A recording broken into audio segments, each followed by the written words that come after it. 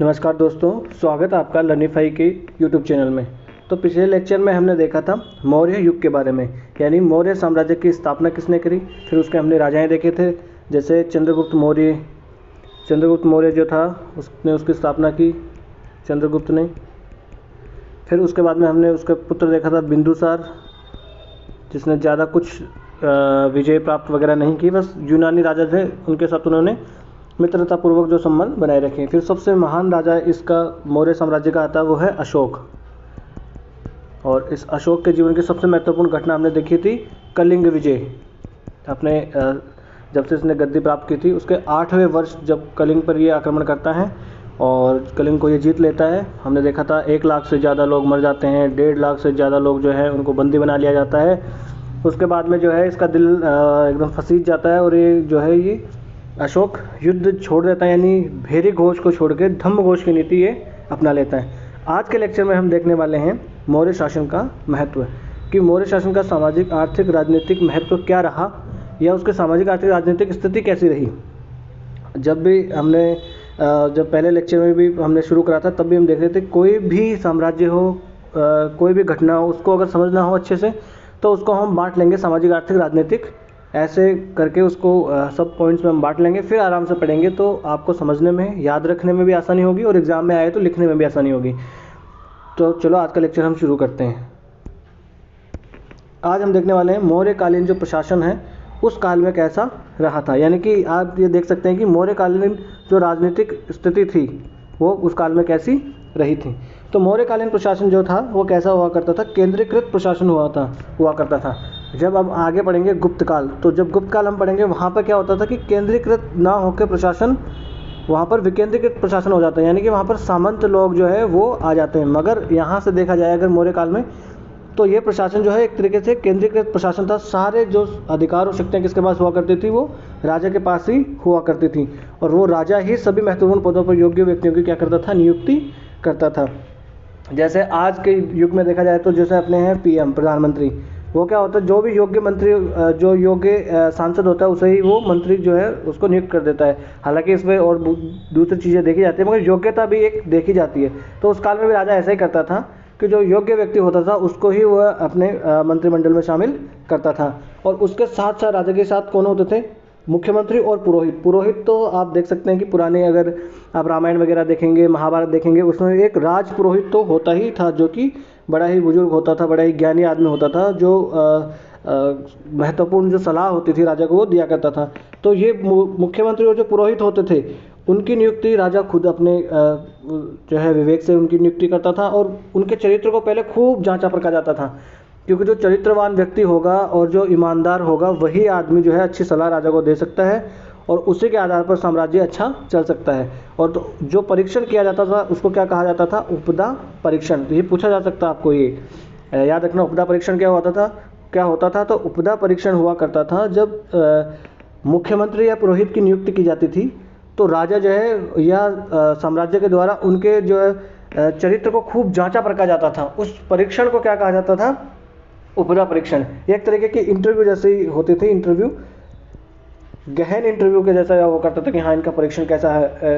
और उस मौर्य साम्राज्य की तो ये बड़ी खासियत बात है कि मौर्य साम्राज्य में जो है वो गुप्तचर व्यवस्था जो थी इसकी, वो बहुत ही इसकी कामयाब और काबिल गुप्तचर व्यवस्था इसकी हुआ करती थी। जैसे आज देखें तो इजराइल का आप देख सकते हैं, इजराइल की गुप्तचर व्यवस्था जो है मोसाद जिसे कहते हैं, वो बड़े ही महत्वपूर्ण है, बड़ा इंटेलिजेंट उसको माना जाता है। वैसे उस काल में इसकी गुप्तचर व्यवस्था बहुत महान हुआ करती थी। तो वो गुप्तचरों के माध्यम से भी ये जानते थे कि हाँ इसका चरित्र कैसा है, ये योग्य तो है कि नहीं है। तो ऐसा उस काल में भी हुआ करता था। और राजा की निजी सुरक्षा के लिए क्या होते थे, सशस्त्र अंगरक्षिकाएँ होती थी, यानी कि महिलाएँ जो होती थी वो राजा की सशस्त्र अंगरक्षिकाएँ हुआ करती थी। और अपने मेगस्थनीज जो अपने इंडिका जिन्होंने लिखी वो यहाँ पर आते हैं, उन्होंने साफ साफ लिखा है कि जब राजा बाहर निकलता है अपने नगर में, तो उसके आसपास बहुत ही चाक चौबंद उसकी सुरक्षा बड़ी चाक चौबंद रहती है। जैसे आज एसपीजी होती है ना, सेम वैसे ही उस काल में हुआ करती थी।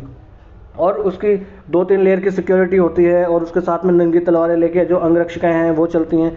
तो ये उस काल में भी इतनी सुरक्षा राजा की हुआ करती थी। और कौटिल्य ने जो है वो राज्य के सप्तांग बताएंगी। एक राज्य जो है, एक कुशल राज्य, एक मजबूत राज्य है, उसके 7 अंग जो है कौटिल्य ने बताए, और ये 7 अंग आपको याद रख लेने, ये ऐसे कैसे आपको एग्जाम में भी पूछा जा सकता है कि कौटिल्य के अनुसार जो है राज्य के 7 अंग कौन से हैं, और आज के दौर में उनके क्या अगर आप देखें आज के दौर में उनका क्या महत्व है, तो ये आज के दौर में भी उतने ही प्रासंगिक हैं। तो ये सप्तांग कौन से हैं? एक तो राजा, यानी कि जो राजा होना चाहिए साम्राज्य का वो बड़ा चतुर होना चाहिए, साथ साथ ही बड़ा एक विद्वान राजा एक ये होना चाहिए। फिर अमात्य, अमात्य मतलब मंत्री, जो मंत्री परिषद हो राजा की वो बहुत गुणी होनी चाहिए, और वो योग्य मंत्री उसमें होने चाहिए, क्योंकि अगर योग्य मंत्री होंगे वही अच्छी सलाह देंगे। चापलूस मंत्री जो है उस ऐसे मंत्रियों से बचने की सलाह जो है कौटिल्य देते हैं राजा को। फिर है जनपद, जनपद मतलब हो गया अपना साम्राज्य, जो अपना साम्राज्य है वो जनपद हो गया, उसके अंदर जो भी निवास करती है जनता वो जनपद हो गया। फिर होता है दुर्ग, दुर्ग मतलब सुरक्षा की दृष्टि से देखा जाए तो दुर्ग बड़ा ही महत्वपूर्ण माना गया है कौटिल्य के अनुसार। जितना अच्छा दुर्ग मजबूत होगा उतना ही जो है सुरक्षित राजा या राज्य होगा। फिर आता है कोष, कोष को तो सबसे ज़्यादा महत्व देते हैं कौटिल्य। कौटिल्य ने कहा, कौटिल्य ने साम दाम दंड भेद की नीति से कोष इकट्ठा करने की जो है सलाह दी राजा को, कि अगर मरे हुए आप चूहे का भी अगर आप पैसे वसूल कर सकते हो, या उन्होंने तो ये भी कहा कि कुत्ते का जो विष्टा होता है, यानी कुत्ते का जो एक्सक्रीटा होता है, उससे भी बेच के आप अगर अंधविश्वास के माध्यम से भी पैसे कमा रहे हो ना राज्य को मजबूत करने के लिए, तो उसे भी उचित बताया है कौटिल्य ने। तो फिर होता है दंड, दंड का मतलब होता है न्याय।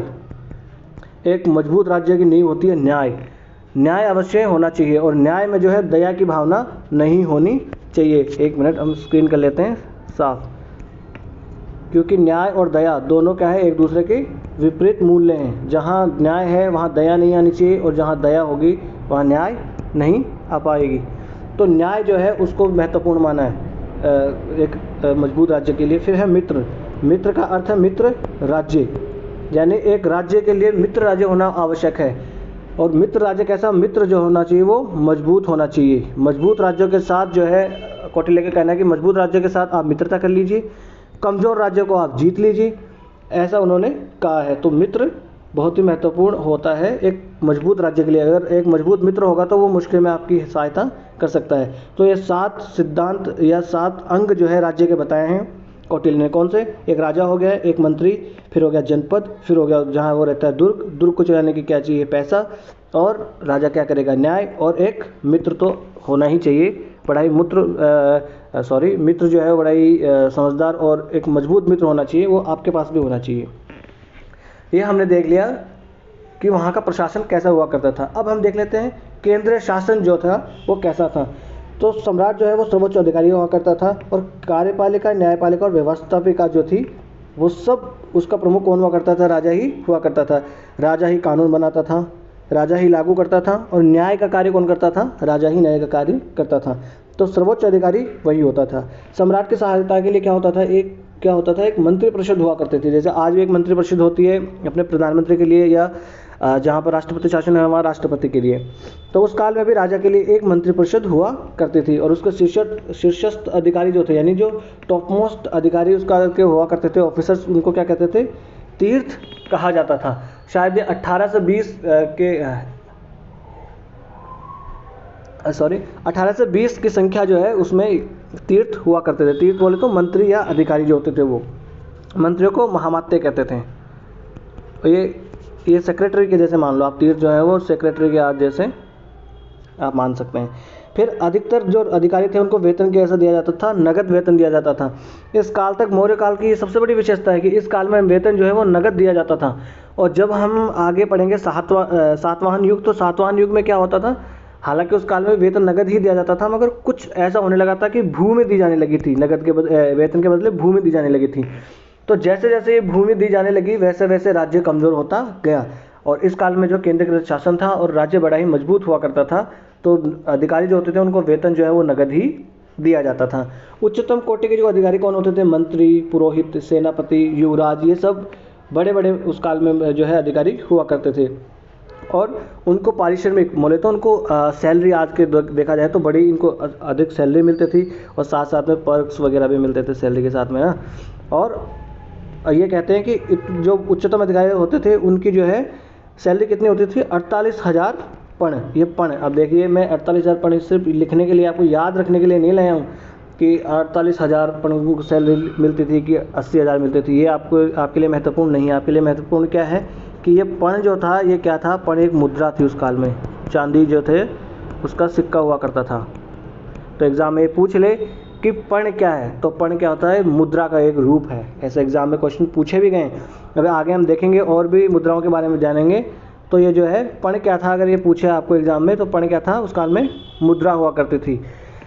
और जो नीचे के अधिकारी होते थे उनको शायद 60 पण या 20 पण में भी काम होता था। तो आप देख सकते हैं कि ऊंच नीच उस काल में सैलरी में होती थी बहुत ज़्यादा, आज भी है। जैसे जो नीचे का अगर देखे जाए तो डी क्लास के जो होते हैं कर्मचारी, उनकी सैलरी बहुत कम होती है। जो हायर क्लास के अधिकारी होते हैं उनकी जो है सैलरी बहुत ज़्यादा होती है। तो उस काल में भी ऐसा हुआ करता था। फिर है प्रशासन तंत्र के साथ साथ गुप्तचर जो था उनका भी विस्तृत जाल उस काल में हुआ करता था। जैसे मैंने पहले बताया, आज अगर दुनिया में सबसे ज़्यादा गुप्तचर एजेंसी किसी की अगर है ताकतवर, तो है वो किसकी, इजराइल की, और उसका नाम है मोसाद।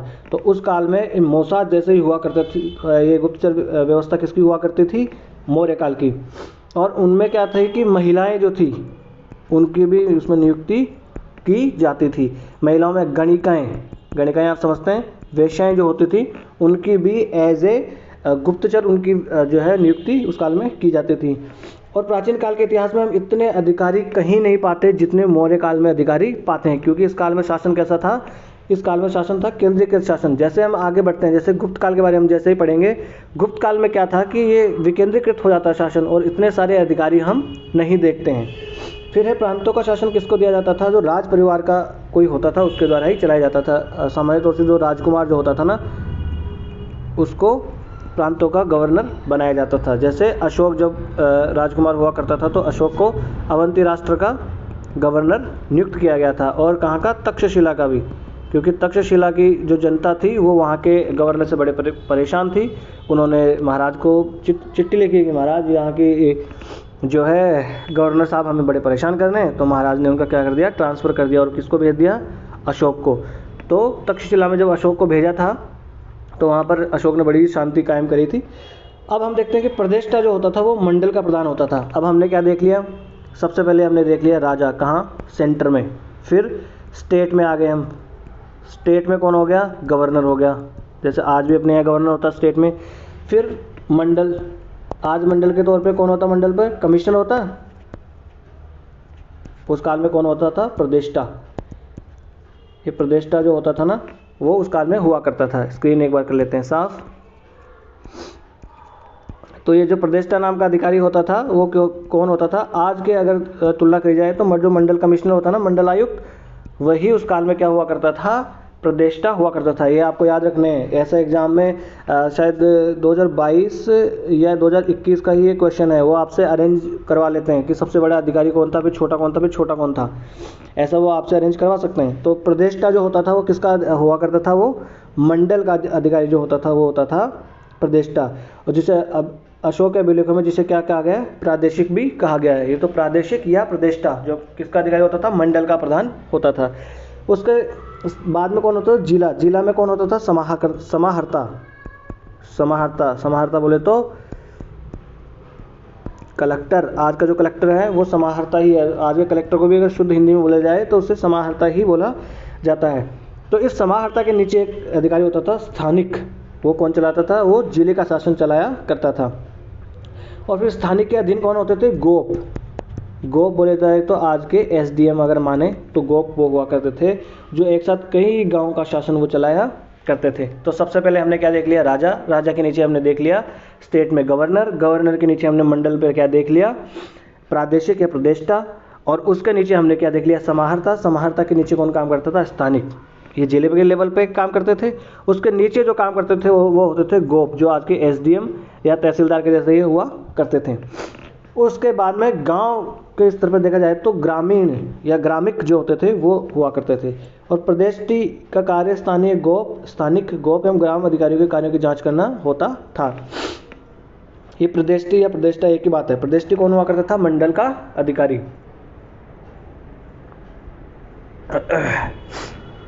थोड़ा सा गला खराब है प्रदेष्टि जो है वो होता था मंडल का अधिकारी। उसका कार्य क्या होता था भाई, आज भी अगर गवर्नर उसका देखें हम मंडल आयुक्त का, तो उसका कार्य क्या होता है, उसके मातहत जो भी अधिकारी है उसका निरीक्षण काम का कौन करेगा, प्रदेष्टा या मंडल आयुक्त करेगा। तो उस काल में भी यही कार्य करता था। फिर गांव जो है प्रशासन की सबसे छोटी इकाई हुआ करती थी और इसका अध्यक्ष क्या कहलाता था, ग्रामीण कहलाता था, जो कि क्या होता था, इन ऊपर वाले अधिकारियों के जैसे वेतनभोगी अधिकारी वो नहीं होता था, बल्कि उससे क्या किया जाता था, गांव के लोगों द्वारा ही उसे चुना जाता था। और राजा जो है वो गांव जो है उसके शासन में हस्तक्षेप नहीं किया करते थे। मैंने पिछले किसी एक लेक्चर में आपको बताया भी था कि ग्राम सभा या ग्राम उस काल में जो समुदाय है वो इतना महत्वपूर्ण, उस काल में ये इतना शक्तिशाली होता था कि वो अपने अंदर जो आने वाले जो है जो क्षेत्र होता था उसमें न्याय का कार्य भी वही करते थे। और राजा सामान्यतया जो है उनके जो शासन होता था उसमें हस्तक्षेप नहीं किया करता था। इसलिए तो वो कहते हैं ना, को नृप हो हमें क्या हानि, इसलिए वो इसीलिए कहते थे क्योंकि गांव स्तर पर राजा कौन है इसका फर्क पड़ता ही नहीं था। गांव जो है वह बड़ी एक स्वायत्त इकाई हुआ करती थी और राजा कोई भी हो वो गांव स्तर पर हस्तक्षेप नहीं किया करता था। तो ये हमने देख लिया, सेंटर से लेके हमने गांव स्तर तक देख लिया। अब हम देख लेते हैं सेना, उस काल में सेना कैसे हुआ करती थी। तो हमने पिछले अध्याय में, जब ये पिछले लेक्चर में हमने देखा ही था कि इनकी सेना जो थी मौर्यों की, वो नंद सेना की 3 गुना थी, यानी 3 टाइम्स उनकी सेना थी। और नंद सेना कितनी महान और कितनी बड़ी थी ये तो आप जानते ही हैं। और सेना का रखरखाव कैसे किया जाता था, 6 समितियां होती थी सेना की। उन 6 समितियों के माध्यम से ही सेना का रखरखाव किया जाता था। और वो 6 समितियां अलग अलग तरीके की होती थी। जैसे पैदल वाले सैनिकों की एक समिति हो गई है, और अगर आप देखें नेवी, उस काल में नेवी भी हुआ करती थी, तो नेवी के लिए अलग से एक समिति हो गई, और घुड़सवार के लिए एक अलग से एक समिति होगी। तो ऐसे अलग अलग समितियां, 6 समितियों के माध्यम से सेना का रखरखाव हुआ करता था। फिर है कर्मचारियों के भ्रष्टाचार एवं उनके शौक पता लगाने के लिए क्या होता था, गुप्तचरों की एक व्यवस्था उस काल में हुआ करती थी। और मैंने जैसा आपको बताया उस काल की गुप्तचर व्यवस्था बड़ी ही इंटेलिजेंट हुआ करती थी। जैसे ही मैंने बताया कि आपको कोई भी बड़े कर्मचारी को नियुक्त करना होता था तो वो भ्रष्टाचार करता है कि नहीं, या उसका चरित्र कैसा है, क्या वो सही से काम कर रहा है, इसकी जांच के लिए गुप्तचरों की एक बड़ी व्यवस्था हुआ करती थी। और वो गुप्तचर उनके चरित्र का पता लगाया करते थे, और उसके माध्यम से जांच पड़ताल होने के बाद में ही उनकी नियुक्ति की जाती थी। और अगर नियुक्त होने के बाद में कोई भ्रष्टाचार करता था तो उसकी क्या करते थे, उसका या तो ट्रांसफ़र कर देते थे या तो उसे हटा दिया जाता था। और जो इसका विभाग जो था, गुप्तचर विभाग, इसका जो प्रमुख होता था उसको क्या कहते थे, महामात्य सर्प उसको कहा जाता था। जो महामात्य सर्प उसे कहा जाता था। मतलब आप याद रखने के लिए ऐसे याद रख लेना कि भैया सांप के जैसे जो है ये कहीं से भी गुजरते थे, कहीं से किसी को पता भी नहीं लगता था, और एक जासूसी कर लिया करते थे। और उस काल में क्या होता था, प्रतिवर्ष जनगणना होती थी। आज हमारे यहाँ कितने साल में जनगणना होती है, 10 वर्ष में जनगणना होती है। चलो, तो जनगणना की शुरुआत अपने कब हुई थी, 1872 से अगर वैसे देखा जाए तो। फिर परंतु पहली जनगणना, फिर व्यवस्थित जनगणना 1881 से होती है, और अभी 2021 में होने वाली थी, जो कि कोविड की वजह से नहीं हो पाई है।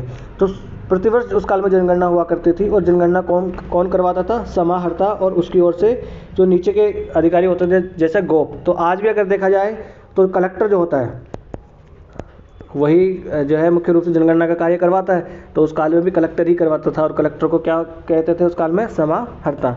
और जो नगर में होता था उसका शासन भी समितियों के माध्यम से ही किया जाता था। ये देख लीजिए आप, यहाँ 6 समितियां हैं और ये नगर का प्रशासन संभालती थी। जैसे पहली समिति थी उद्योग एवं शिल्प कार्य के लिए, विदेशियों की देखरेख के लिए, जन्म मरण का विवरण रखने के लिए, व्यापार एवं वाणिज्य की देखभाल के लिए, निर्मित वस्तुओं के विक्रय का निरीक्षण करने के लिए, बिक्री कर वसूल करने के लिए। देखिए सबके लिए अलग अलग उस काल में समितियां हुआ करती थी। विदेशियों की देखभाल के भी लिए उस काल में समितियां हुआ करती थी। जैसे आज भी अपने यहाँ NRC बनता है, NRC national register of citizenship है, तो उस काल में भी ऐसा हुआ, NRC बनाया जाता था। ये आप कनेक्ट करने के लिए आप ऐसे इसको पढ़ सकते हैं। चलो आगे चलते हैं। फिर हमने ये देख लिया मौर्य काल की राजनीतिक व्यवस्था कैसे दी। राजा देख लिया, उसकी मंत्री परिषद देख ली, प्रांतों में गवर्नर देख लिया, उसके नीचे मंडल आयुक्त देख लिया जिसे क्या प्रदेष्टा या प्रदेष्टि या प्रादेशिक कहा जाता था। उसके नीचे समाहर्ता, समाहर्ता के नीचे कौन होता था, अपना एक अधिकारी होता था, क्या नाम भूल गया उसका, एक मिनट देख लेते हैं। प्रतिष्ठा के नीचे स्थानिक नाम का अधिकारी होता था, स्थानिक अधिकारी होता था, फिर उसके नीचे गोप होते थे, फिर गांव आ जाता था। ये हमने देख लिया। फिर सेना होती थी, 6 समितियों के माध्यम से सेना का रखरखाव होता था। नगर जो है उसको भी 6 समितियों के माध्यम से देखभाल होती थी। अब हम आ जाते हैं सामाजिक स्थिति के बारे में कि मौर्य काल की सामाजिक स्थिति उस काल में कैसी रही थी। तो मौर्य काल की सामाजिक स्थिति जानने के लिए हमारे पास क्या साधन है? एक तो विदेशी स्रोत हो सकते हैं, एक देशी स्रोत हो सकते हैं। देशी में क्या? अर्थशास्त्र। अर्थशास्त्र किसने लिखा? चाणक्य ने। अर्थशास्त्र में उसने राजनीति विज्ञान के विषयों के बारे में भी बात करी है, अर्थशास्त्र में सामाजिक विषयों के बारे में भी बात करी है, यहाँ तक कि नैतिक विषय भी जो है इसमें लिखे हुए हैं। फिर हम देख सकते हैं तो मेगस्थनीज जिसने क्या लिखी? इंडिका नामक लिखी पुस्तक लिखी, उसमें भी जो है सामाजिक स्थिति का वर्णन है। तो इन चीज़ों के इन जो अपने पास साहित्यिक जो है पुरातात्विक साक्ष्य जो है अपने पास, उनके माध्यम से हम उस काल की सामाजिक स्थिति के बारे में जान सकते हैं। कौटिल्य ने क्या किया? वर्ण आश्रम की व्यवस्था के लिए राजा को उसके कर्तव्य से जोड़ दिया कि राजा का मुख्य कार्य ही क्या है कि वो वर्ण व्यवस्था समाज में बनाए रखे। वर्ण व्यवस्था बनी रहेगी तो समाज में व्यवस्था बनी रहेगी। व्यवस्था बनाने का मतलब ये है कि वर्ण व्यवस्था का मतलब क्या है कि चारों वर्ण अपना अपना काम करें, और चारों वर्ण जब अपना अपना काम करेंगे तो समाज में व्यवस्था बनी रहेगी। समाज में व्यवस्था जब बनी रहेगी तो राज्य खुशहाल रहेगा, और जब समाज ही टूट जाएगा तो राज्य खुशहाल नहीं रह पाएगा। फिर दासों की स्थिति उस काल में संतोषजनक बताते हैं। जो कौटिल्य है चाणक्य, वो उस काल में दासों की स्थिति संतोषजनक बताते हैं। उन्हें संपत्ति रखने का और बेचने का अधिकार भी हुआ करता था। 8 प्रकार के विवाह जो है उस काल में प्रचलित थे। बस 1 मिनट पानी पी लूँ। उस काल में 8 प्रकार के विवाह प्रचलित थे। कौन कौन से तरीके के विवाह होते हैं? जैसे गंधर्व विवाह होता है, यानी आज का जो लव मैरिज होता है ना, वो गंधर्व विवाह होता है। ऐसे ही विवाह के प्रकार होते हैं, आपको याद रखने की आवश्यकता नहीं है। तो 8 प्रकार के विवाह होते थे। तलाक और पुनर्विवाह का प्रचलन उस काल में हुआ करता था। यानी कि आज है तलाक कहते हैं कि भैया तलाक नहीं लेना चाहिए, ये वो, अभी भी समाज में तलाक लेने वालों के बारे में ऐसा एक टैबू है। तो उस काल में भी तलाक और पुनर्विवाह का प्रचलन उस काल में हुआ करता था। देख लीजिए आप। और अर्थशास्त्र में शूद्रों को क्या कहा गया है? आर्य कहा गया है। और शूद्रों के बारे में तो आपको पता ही है, शूद्रों को क्या माना जाता था कि जो ऊपर के जो भी तीनों के तीनों जो वर्ण हैं उनकी सेवा कौन करेगा? शूद्र ही करेंगे।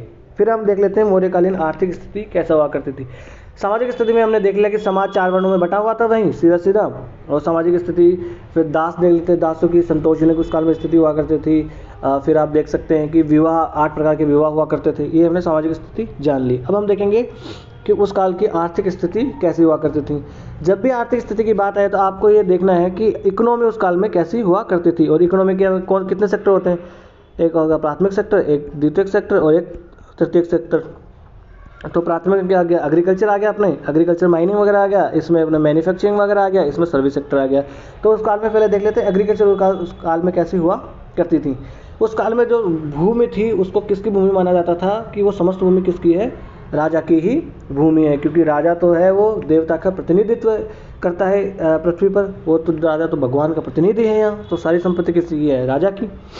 फिर मौर्य काल में जिस जमीन पर बिना वर्षा ही अच्छी खेती हो जाती थी उसको क्या कहते थे? अदेव मातृक उसे कहा जाता था। ऐसे वर्ड आपको याद रखने हैं। अदेव मातृक क्या था, ऐसे पूछा जा सकता है कि प्राचीन काल की भारत के संदर्भ में अदेव मातृक क्या था? तो अदेव मातृक कोई एक जो है अधिकारी हुआ करता था कर वसूलने वाला, या एक कृषि भूमि हुआ करती थी, या एक गुप्तचर व्यवस्था का प्रधान हुआ करता था। कुछ भी ऐसा दे सकते हैं आपको। फिर जो सरकारी भूमि होती थी उसको क्या कहा जाता था? सीता भूमि उसे कहा जाता था। और उसके देखरेख करने वाले को क्या कहते थे? सीता अध्यक्ष उसको कहा जाता था। तो सीता भूमि कौन सी भूमि होती थी? जो सरकारी भूमि होती थी वो होती थी अपनी सीता भूमि। और उसका अध्यक्ष कौन होता था? देखरेख करने वाला सीता अध्यक्ष उसे कहा जाता था। और राज्य की ओर से कृषि को भी प्रोत्साहन दिया जाता था। कैसे प्रोत्साहन दिया जाता था? कृषि के लिए जो है सिंचाई की सुविधा उपलब्ध करवाई जाती थी राजा के द्वारा। जब अशोक ने और उसके पूर्वजों ने भी जो है नहरें उस काल में बनवाई थी, तो नहरों वगैरह जो उस काल में व्यवस्था की जाती थी। हालांकि फिर सिंचाई कर भी उनसे लिया जाता था, पर प्रोत्साहन तो दिया ही जाता था। और बलि कर जो था वो बलि एक प्रकार का धार्मिक कर उस काल में हुआ करता था।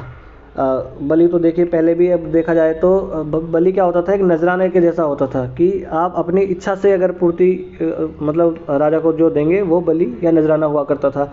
प्राचीन काल में जो वैदिक उसके बारे में हम पढ़ रहे थे तब भी हमने देखा था वैदिक काल में भी ऐसा हुआ करता था। निःशुल्क श्रम में बेकार किए जाने को क्या कहा जाता था? विष्टि। ये एग्जाम में पूछा हुआ सवाल है और ये विष्टि भी एक प्रकार का कर ही हुआ करता था। आगे भी हम डिस्कस करेंगे कि कितने प्रकार के कर हुआ करते थे। तो जब जब विष्टि पूछ सकता है तो वो आपको बलि भी पूछ सकता है और दूसरा कर के बारे में भी आपको वो पूछ सकता है। फिर भूस्वामी जो होता था उसको क्या कहते थे? क्षेत्रक। और जो काश्तकार होते थे उसको क्या कहा जाता था? उपवास कहा जाता था। ऐसी जो वर्ड्स हैं वो आपको याद रखने हैं। ऐसे वर्ड्स जो है वो आपको एग्जाम में पूछे जा सकते हैं क्योंकि पहले भी पूछे गए हैं।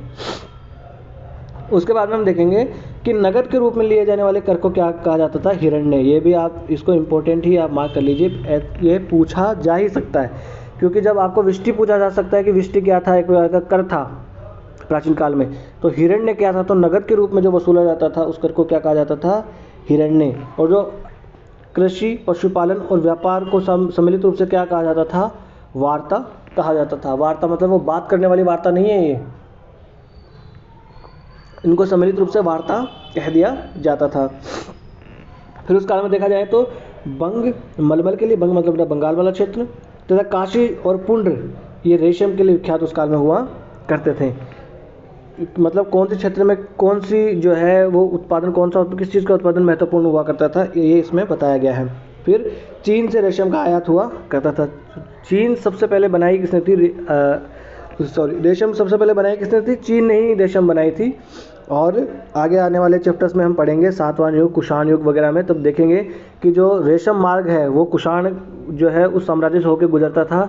उसकी वजह से उसे भारी मात्रा में कर प्राप्त होते थे और इसी वजह से कुषाण राज्य बड़ा ही फला फूला था। आगे वाले आने वाले चैप्टर्स में इसके बारे में हम पढ़ेंगे। तो चीन रेशम से आयात हम लोग करते थे, चीन हम रेशम से आयात करके पश्चिमी देशों में भेज दिया करते थे। फिर राज्य के नियंत्रण में आंतरिक तथा बाह्य व्यापार भी हमारे यहाँ हुआ करता था। किसके नियंत्रण में? राज्य के नियंत्रण में होता था। बाह्य व्यापार कहाँ कहाँ होता था? सीरिया हो गया, मिस्र हो गया और अन्य पश्चिमी देशों के साथ भी हमारा व्यापार हुआ करता था। यानी कि हम यूरोपीय देशों के साथ भी करते थे, पश्चिमी एशियाई देश हैं, अफ्रीका का देश अपना आ गया मिस्र, वहाँ भी हुआ करता था। तक्षशिला, पाटलिपुत्र, कौशाम्बी, उज्जैन, जावा, सुमात्रा। जावा सुमात्रा कहाँ है? इंडोनेशिया में। मिस्र, सीरिया हो गया, बोर्नियो ये भी इंडोनेशिया में। आगे अभी मैप में हम देख लेंगे, कौन इनकी लोकेशन भी देख लेंगे। मैप के थ्रू हम पढ़ेंगे तो अच्छे से आप कनेक्ट कर पाओगे और अच्छे से आपको याद भी हो जाएगा। रटने की आपको ज़रूरत नहीं पड़ेगी कहाँ से आप कहाँ से अपना व्यापार हुआ करता था। तो देख लीजिए आप, ये आपका कलिंग वाला क्षेत्र हो गया, यहाँ पर ये बंग वाला क्षेत्र हो गया, यहाँ से व्यापार होता था। ये पाटलिपुत्र अपना हो गया, ये टोपरा, यहाँ पर अशोक के अभिलेख पाए गए हैं। ये मानसेरा, शाहबाज गढ़ी, ये तक्षशिला हो गया, ये कंधार अपना हो गया, ये गिरनार, ये सोपारा, ये सन्नाटी, ये आपको याद रखने हैं सन्नाटी वगैरह, ये एग्जाम में पूछे गए हैं। मस्की कर्नाटक में है, ब्रह्मगिरी कर्नाटक में है, एरागुड़ी आंध्रा में है, कलिंग, जोगढ़, धौली ये यहाँ है। तो ये मौर्य साम्राज्य के उस काल में बड़े प्रमुख नगर हुआ करते थे और इनके बीच में व्यापार हुआ करता था। चलो आगे चल लेते हैं। हाँ, तो ये हमने जो है ये वर्ल्ड का मैप ले लिया। इसको थोड़ा सा हम कर लेते हैं जूम, एक मिनट, जूम इसको कर लेते हैं। और ये जब बता रहे थे कि अपना इजिप्ट देखिए, ये अपना इजिप्ट यहाँ रहा, एक मिनट, ये हम देख लेते हैं, ये रहा इजिप्ट, यहाँ से अपना व्यापार हुआ करता था। और ये इजराइल वगैरह यहाँ है, सीरिया भी यही है। अब इजराइल का तो आप देख सकते हैं, इजराइल और फ़लस्तीन का युद्ध चल रहा है, बड़ी भयावह स्थिति है वहाँ की। तो यहाँ से अपना व्यापार हुआ करता था। ये चीन से रेशम मार्ग अपना जाया करता था, तो वहाँ से भी अपने को जो है बड़ा ही आय उस काल में हुआ करती थी। फिर आपने देख लीजिए, ये श्रीलंका हो गया इधर, और ये अपना जावा, सुमात्रा और बोर्नियो वाला इलाका हो गया। ये बोर्नियो वाला इलाका ये रहा, जावा, सुमात्रा ये रहा, ये इंडोनेशिया के जो अपना एरिया हो गया। चीन ये अपना हो ही गया है। तो यहाँ से अपना व्यापार उस काल में हुआ करता था। ये हमने देख लिया कि विदेशी व्यापार उस काल में कहाँ कहाँ हुआ करता था।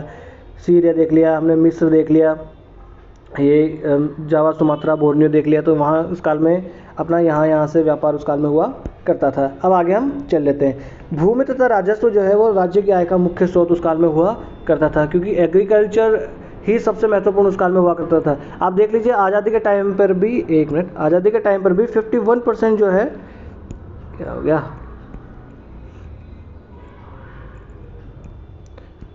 हाँ, आज़ादी के टाइम पर भी अपना 51% अगर आपने देखा जाए अर्थव्यवस्था, तो वो कहाँ से आती थी? 51% अर्थव्यवस्था अपनी किससे थी? एग्रीकल्चर से थी। तो उस काल में तो एग्रीकल्चर ही मुख्य स्रोत रहा होगा आय का। फिर भूमि पर राज्य तथा कृषक दोनों का उस काल में अधिकार माना जाता था। और भूमि कर को क्या कहा जाता था? भाग कहा जाता था। और भूमि कर जो था उसको संग्रह करने वाले अधिकारी कौन था? ध्रुवाधिकरण हुआ करता था। और आज की भूमि से प्राप्त आय को क्या कहा जाता था? सीता कहा जाता था, क्योंकि भूमि होती थी सीता भूमि, और उसका देखरेख करने वाला सीताध्यक्ष होता था, और आय को क्या कहते थे? सीता कहते थे। फिर कृषकों को सिंचाई कर भी देना होता था। भाई नहर का अगर जो है व्यवस्था करा रहा है राजा, तो आपको सिंचाई कर भी देना होता था। स्थानिक तथा गोप नामक पदाधिकारी जो है वो कर एकत्र किया करते थे। स्थानिक कौन जो समाहर्ता यानी कलेक्टर के नीचे आता था, और गोप जो है आपका आज के तौर पे अब देखा जाए तो तहसीलदार या SDM के जैसे मान सकते हैं। तो ये क्या करते थे? कर एकत्र करते थे। आज भी इन्हीं का काम है। समाहर्ता कर निर्धारण का सर्वोच्च अधिकारी हुआ करता था। समाहर्ता मतलब कलेक्टर, ये कर निर्धारण उस काल में किया करता था।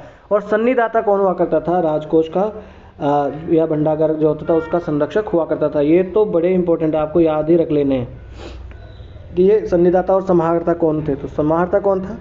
कर निर्धारण का अधिकारी था। और सन्निदाता था जो राजकीय कोषागार और भंडागार का संरक्षक ये हुआ करता था।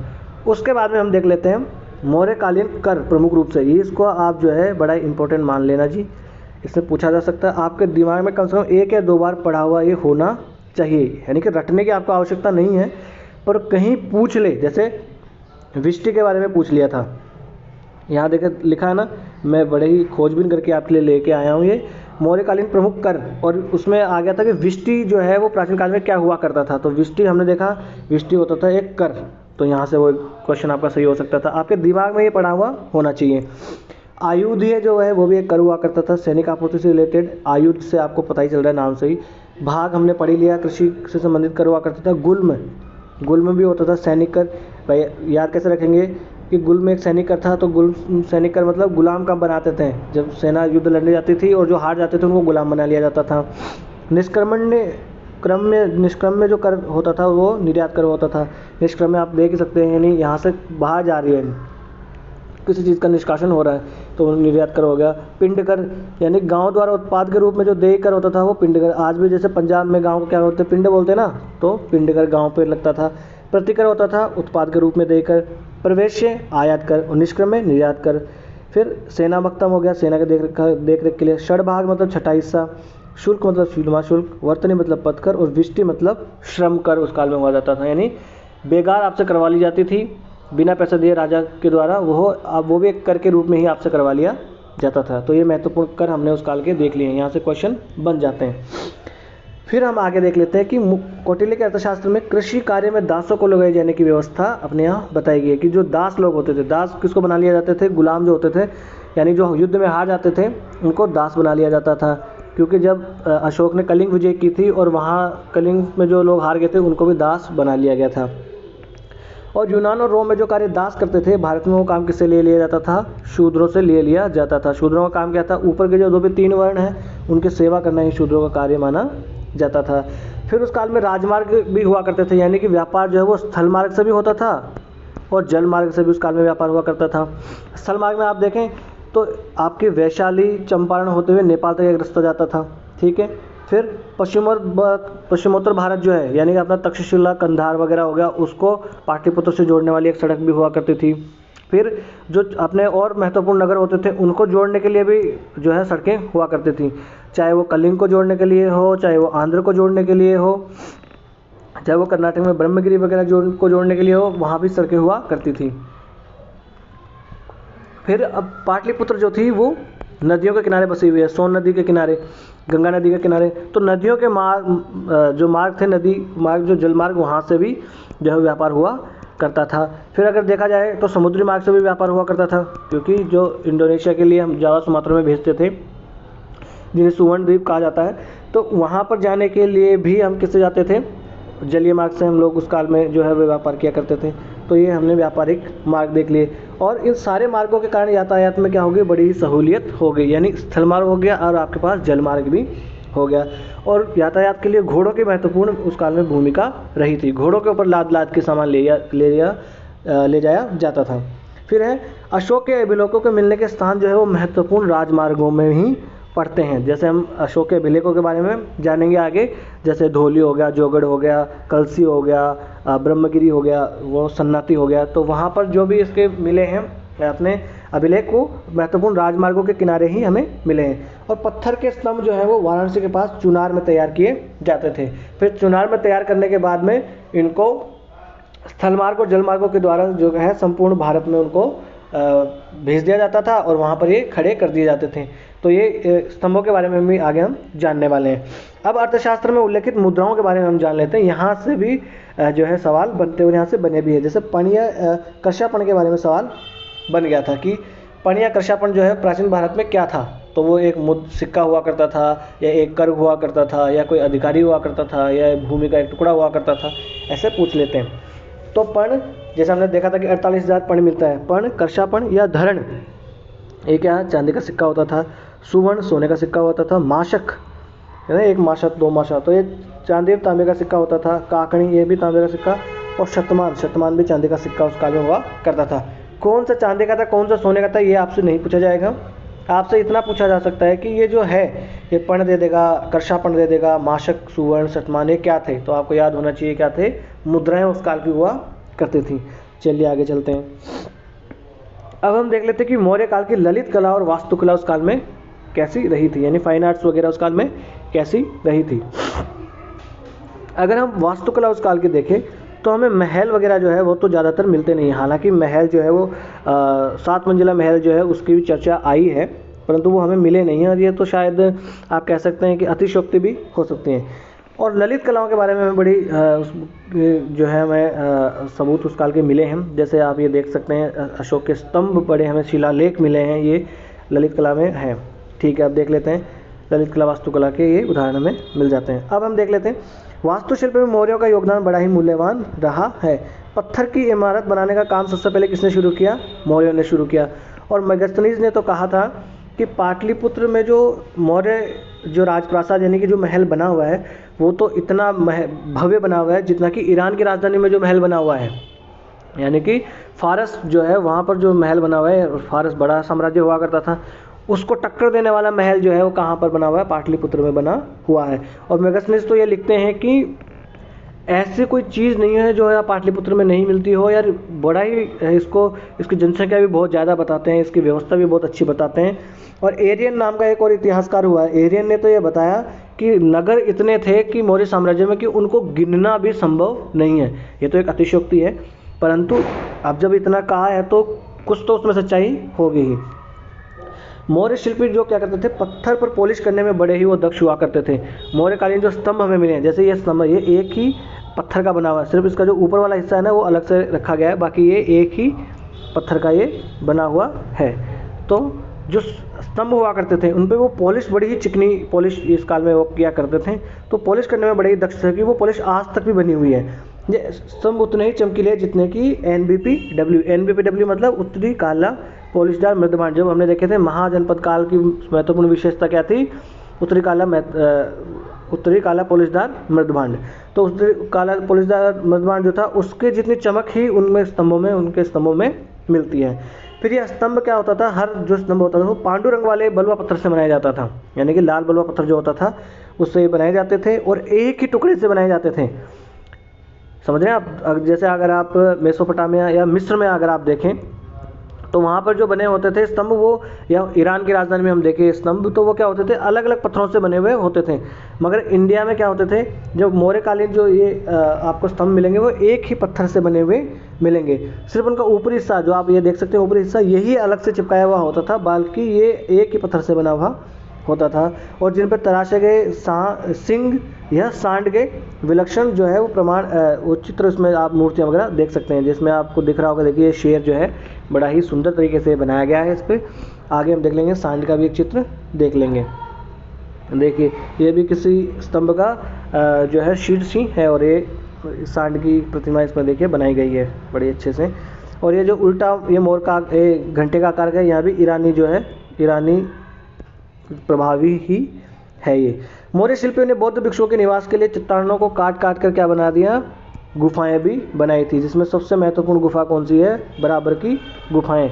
बराबर की गुफाएं जो है वो मौर्य जो शासक थे उन्होंने ही बनाई थी। आजीवक संप्रदाय जो थे, आजीवक संप्रदाय या फिर बौद्ध लोग भी उसमें रहने लगे थे, तो आजीविक संप्रदाय के भिक्षुओं या बौद्ध भिक्षुओं के लिए ये बनाई गई थी। और ये सबसे पुरानी गुफा, अगर गुफाओं में देखा जाए, रॉक कट केव्स में अगर सबसे पुरानी देखा जाए तो कौन है वो? बराबर की गुफाएं हैं। एग्जाम में अगर पूछा जाए तो ये आप देख सकते हैं बराबर की गुफा, ये बिहार में है, गया से लगभग 30 किलोमीटर दूरी पर ये बराबर की गुफाएं हैं।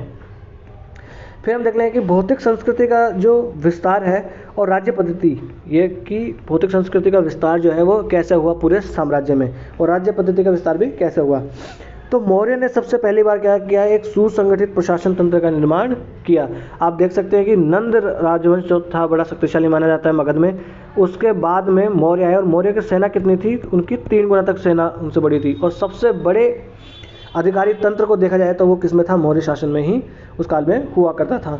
और इसके फलस्वरूप क्या हुआ कि साम्राज्य का विस्तार भी हुआ और व्यापार और धर्म प्रचार के द्वार भी उसने खोल दिया। भाई जितना बड़ा साम्राज्य होगा, जितना सुगठित साम्राज्य होगा, उतना ही जो है व्यापार उतना ही बढ़ेगा और धर्म प्रचार के कार्य भी उतने ही उसमें होंगे। जितनी शांति रहेगी व्यापार उतना ही होगा। फिर देख सकते हैं कि प्रशासकों, व्यापारियों और जैन तथा बौद्ध भिक्षु जो थे, उन्होंने गंगा का जो मैदान था उसकी संस्कृति को क्या किया? पूरे देश में फैलाने का कार्य किया। किसने? प्रशासक जो थे, जो एक दूसरे के यहाँ नियुक्त किए जाते थे अलग अलग प्रांतों में। फिर व्यापारी जो व्यापार किया करते थे, व्यापारी की वजह से फिर जैन और बौद्ध भिक्षु थे, वो भी घूम घूम कर धर्म प्रचार करते थे। तो उन्होंने भी जो गंगा के मैदान की जो संस्कृति थी उसका घूम घूम कर उन्होंने बड़ा प्रचार उस काल में किया। आगे चल लेते हैं। फिर गंगा के मैदान की जो भौतिक संस्कृति थी उसके आधार जो है, उसको कौन कौन से जो है उनको आधार माना जा सकता है? तो लोहे का प्रचार जो है उसको भी एक महत्वपूर्ण आधार माना जा सकता है। फिर आहत मुद्राएं, आहत मुद्राएं कौन सी? देखिए ये आहत मुद्राएं। फिर लेखन कला का उस काल में प्रयोग होने लगा था, जैसे कि हमें ब्राह्मी लिपि, खरोष्टी लिपि और प्राकृत भाषा वगैरह मिली है, ये आपको पता ही है, हम जब पिछले लेक्चर में हमने डिस्कस कर लिया है। फिर NBPW, ये NBPW है, उत्तरी काला पॉलिश जाम मृदमान। पक्की ईंटों का इस्तेमाल उस काल में बड़ा ही होने लगा था। फिर छल्लेदार कुओं का प्रचलन भी होने लगा था, ये देख लीजिए छल्लेदार कुएं हैं। और इसकी वजह से क्या हो गया? पूर्वोत्तर भारत में सबसे ज़्यादा जो नगर, पूर्वोत्तर मतलब आज का नॉर्थ ईस्ट नहीं, जो बिहार वाला इलाका आप कह सकते हैं या पूर्वी उत्तर प्रदेश कह सकते हैं, उस इलाके में जो है बड़े ही नगरों का उदय उस काल में होने लगा था। फिर इस काल में जो मूठ वाली कुल्हाड़ियाँ हैं वो भी बनने लगी थी, हंसियाँ भी जो है वो भी बनने लगी थी, फाल मतलब जो हल होते थे ना, वो लोहे के हल बनने लगे थे, इनका प्रयोग भी होने इस काल में लगा था। और आरा वाला पहिया जो था ना, यानी पहिया जो था उसमें ऐसे वाला पहिया, जो आरा वाला पहिया जो था उसका भी इस्तेमाल इस काल में होने लगा था। और सर्वप्रथम अगर देखें तो पकाई हुई ईंटों का प्रयोग ही पूरे मौर्य काल में, पूर्वोत्तर भारत में देखा जाए तो मौर्य काल में ही हुआ है। अगर आप सर अब कहेंगे कि सर आप तो कह रहे थे कि सिंधु घाटी सभ्यता में जो है पकी हुई ईंटों का प्रयोग किया गया है, परंतु वो पूर्वोत्तर भारत में नहीं है, ये याद आपको रखना है, कंफ्यूज नहीं होना है। पूर्वोत्तर भारत में देखा जाए तो वो मौर्य काल में ही आके होने लगा था। फिर प्रायद्वीपीय भारत में राज्य स्थापित करने की प्रेरणा ने न केवल चेदियों और सातवाहनों को बल्कि चेर, चोल और पांड्य को भी मौर्य से ही उसको जो है क्या कहते हैं प्रेरणा मिली होगी। चेर, चोल, पांड्य के बारे में हम पढ़ेंगे। चेर, चोल, पांड्य कहाँ थे? दक्षिण भारत में जो है ये साम्राज्य हुआ करते थे, 3 चेर, चोल, पांड्य। संगम इतिहास जब हम पढ़ेंगे तब पढ़ेंगे इनके बारे में। तो उनको प्रेरणा किससे मिली होगी? ऐसा माना जाता है कि उनको भी प्रेरणा मौर्य साम्राज्य से ही मिली होगी। अशोक के अभिलेखों के अनुसार जो चेर, चोल, पांड्य या सतीय पुत्र या ताम्रपर्णी या श्रीलंका के जो लोग थे वो मौर्य साम्राज्य की सीमा से लगे हुए थे। यानी कि जो मौर्य साम्राज्य था अपना, उसके नीचे वाला एरिया हमने देखा था कि जो है वो सुदूर दक्षिण वाला एरिया जो था, अगर हम देखें तो ये सुदूर दक्षिण वाला एरिया, यहाँ तक मौर्य साम्राज्य नहीं हुआ करता था। तो चेर, चोल, पांड्य यहाँ हुआ करते थे। चेर थे यहाँ अपने पांड्य थे, इधर चोल हुआ करते थे, और श्रीलंका अपना ये है, ये जो थे ये मौर्य साम्राज्य की सीमाओं पे ही बसा करते थे। अशोक ने अपने आप को क्या कहा? देवों का प्यारा कहा। क्या? देवानाम प्रियदर्शी। और ये देवानाम प्रियदर्शी की उपाधि किसने ग्रहण की? बाद में संगम इतिहास जब हम पढ़ेंगे तो वहाँ के राजा जो थे उन्होंने भी देवों के प्यारा है ये वाली उपाधि संगम में अनुवाद करके उन्होंने ग्रहण की। तो इसका पता लगता है कि इससे पता लगता है हमें क्या कि मौर्य साम्राज्य की वजह से ही उनको भी प्रेरणा मिली होगी। फिर हम देख लेते हैं कि इतना महान साम्राज्य है, इतनी बड़ी आपके पास सेना है, इतना बड़ा अधिकारी तंत्र है, तो फिर आपका साम्राज्य जो है वो विलुप्त कैसे हो गया, उसका पतन कैसे हो गया? तो सबसे पहले पतन के कारण में हम देख सकते हैं कि ब्राह्मणों की प्रतिक्रिया। ब्राह्मणों की प्रतिक्रिया में हम क्या देख सकते हैं?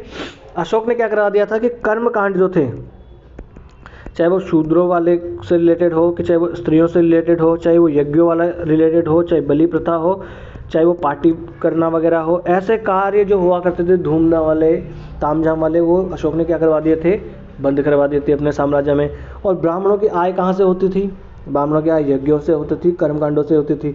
तो जब अशोक ने ये बंदी करवा दी, हालांकि अशोक जो था वो बड़ा ही सहनशील शासक उस काल में हुआ करता था, उसने सभी धर्मों को समान जो है वो सम्मान दिया, परंतु फिर भी जब इन्होंने ये कर्मकांडों वाला कार्य बंद करवा दिया तो पंडित जो लोग थे, ब्राह्मण जो लोग थे, वो लोग क्या हो गए, इनकी विरोध में आ गए। और उसका उदाहरण हम बाद में देखें तो इसके खंडहरों पर जो राज्य खड़े हुए, जैसे शुंग, कण्व और सातवाहन, वो उनके शासक अपने आप को क्या बताते हैं, ब्राह्मण बताते हैं। तो ब्राह्मण जो है उनकी प्रतिक्रिया ने भी बता सकते हैं, उनके विरोध ने भी इसके पतन में एक महत्वपूर्ण भूमिका निभाई।